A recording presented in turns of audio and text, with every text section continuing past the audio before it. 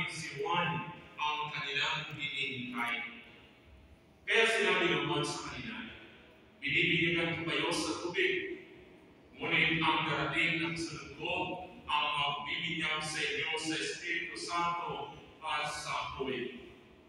Siya ay makapangyarihan kayo sa akin, at hindi ako karapat-dapat magkalap ng tali ng kanyang pandapat. Nabigyan na noon ang lahat ng tao, pwede si Jesus. Nang siya ay pinanalangin, nabuksan ang langit, at bumaba sa kanya ang Espiritu Santo sa inyong kalapati. At sa isang tinig mula sa langit ang magsabi, ikaw ang minamahal kong anak, lubos kitang inaglulugdan.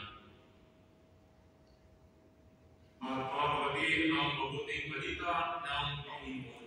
Pinupuri ka namin, Panginoong Jesucristo.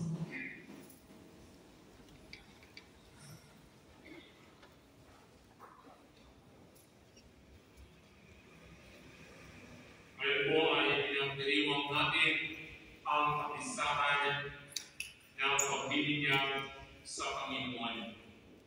At sa tuwing pinagdiriwang po ang kapistahan nito, meron po akong paboritong kwento na laging kinukwento na inyuan. Meron pong tatlong wapong pare na nagkwento na nag-usap-usap. They were discussing about the cats invading their churches, pagdami ng mga pusa na pumapasok sa simbahan sa yung mga problema nila. Pare-pareho ang kanilang problema. Sabi ng isa, sila nag-uusap-usap kung ano ba ang kanilang mga paraan upang hindi dumami ang pusa at makaistorbo sa simbahan. Sabi ng isang pare, well, ang aking ginawa ay pinahuli ko lahat ng pusa sa simbahan at tinatapon ko sa ilog. But after 1 week, naging doble.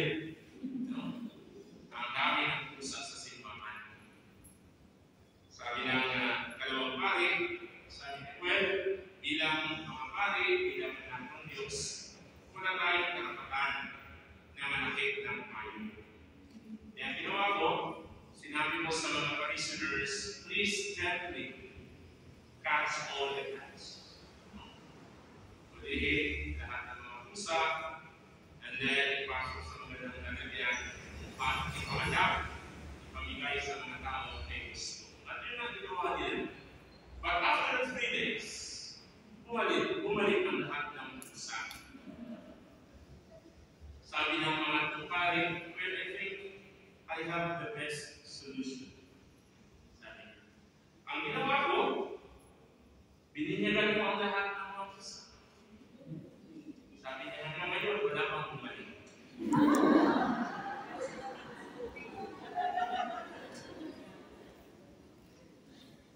Of course, it's something to joke. Kasi hindi naman tayo talaga nagbibigyan sa mga mayon. Obviously, that's a joke. But it illustrates a sad reality. A sad reality.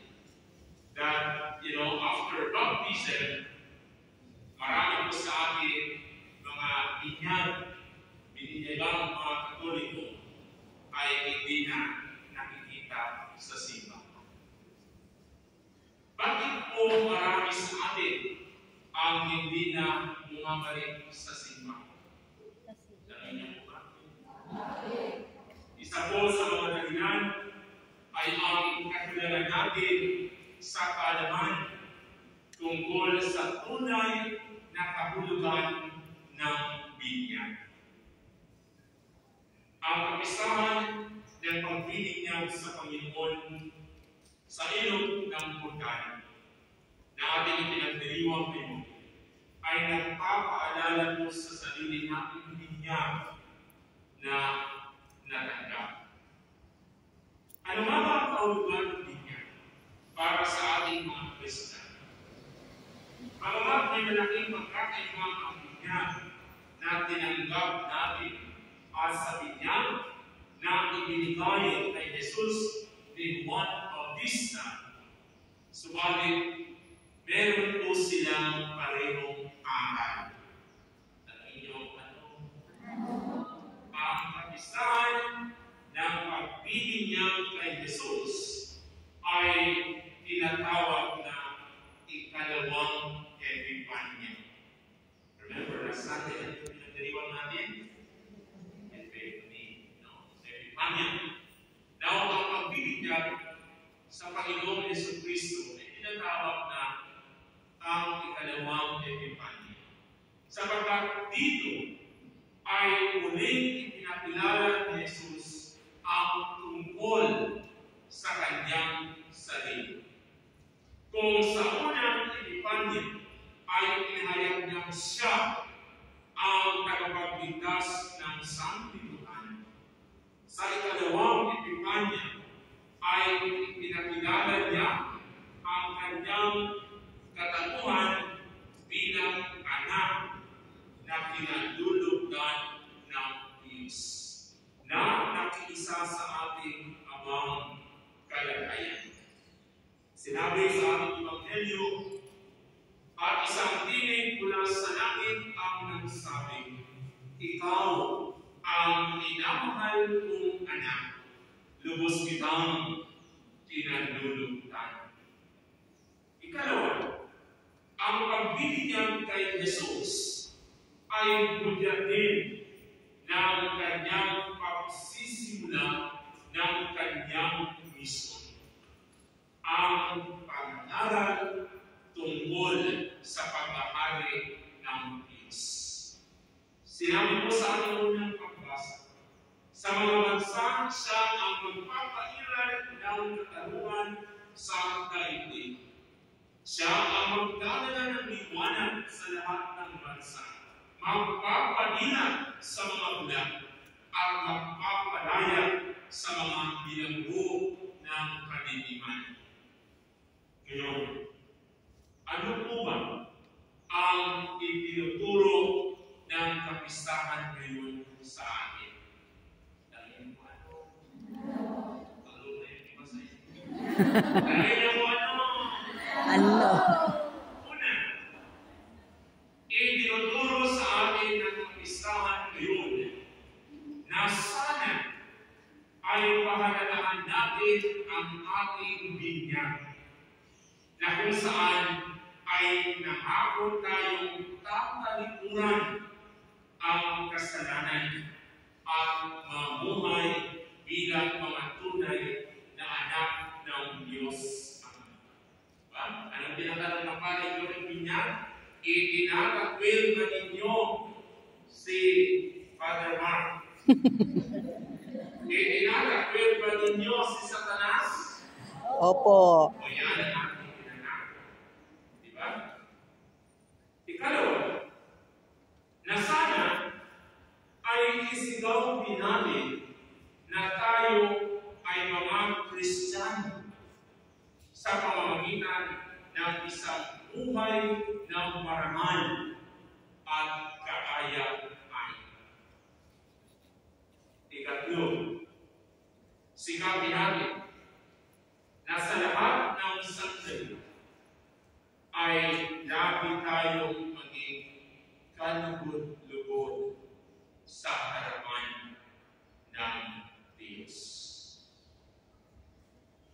Lagi po natin naririnig at alam na alam natin ang katagang madali ang maging tao, pero mahirap ang mangutang.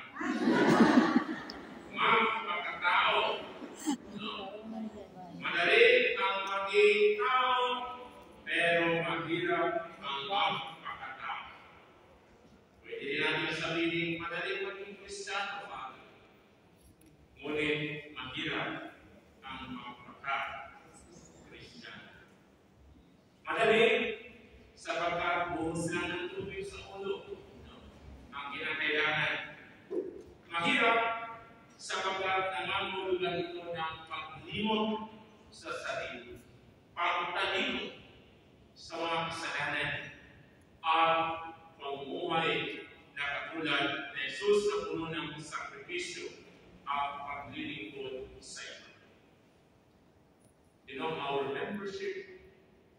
duties as baptized Christians.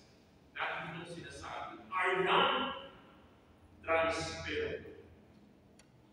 Hindi pwedeng ipasa and cannot be delegated to others.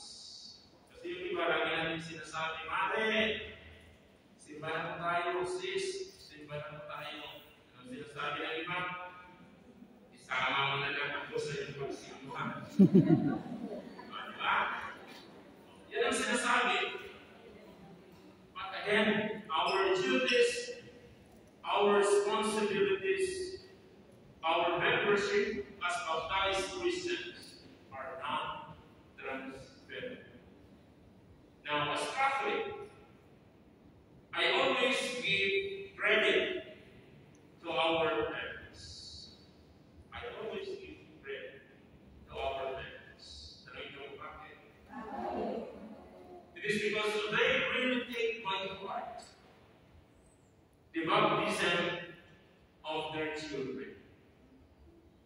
Di ba yun ang pagkautang-utang? Di ba? Basta may baptismal party lang. Di ba?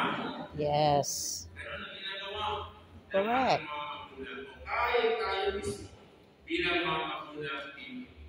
Gagawin ang lahat. Magkaroon lang ng baptismal party. Hindi matutuloy ang binyan Pag walang kain. Di ba rin ang pangutang basta meron lang pang handa. Yes.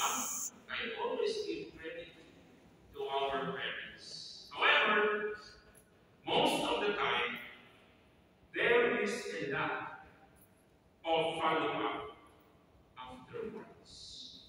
You know. And so, in fact, many baptized kids grow up ignorant of religious instructions. Walang paalam. Kasi pagkatapos ng party, bayad na sa utang ang iisipin. Nakakalimutan na ang pagpapatuloy, pagtuturo tungkol sa kagatuhan ng Biblia. Ang nangyayari sa mga bata, they grow up as nominal Christians. Nominal Christians. Ibig sabihin, Christians lang sa pangalan.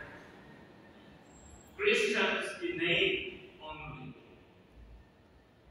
Diba? Ang sabi ng iba, Father, nominal Christians, sila yung mga taong mga KBL. No, KBL Christians. Narinig niya? Kasal, binyag, libing.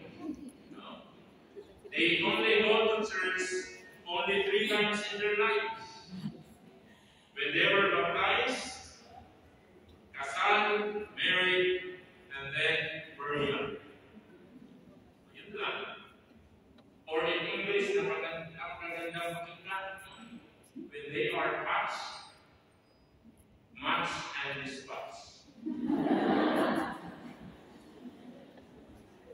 Mga kapatid, hindi lang sana hanggang baptismal certificate ang aming pagiging Kristiyano.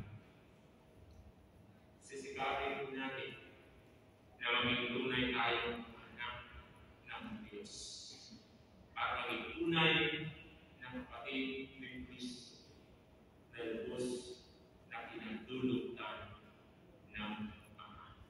And let this be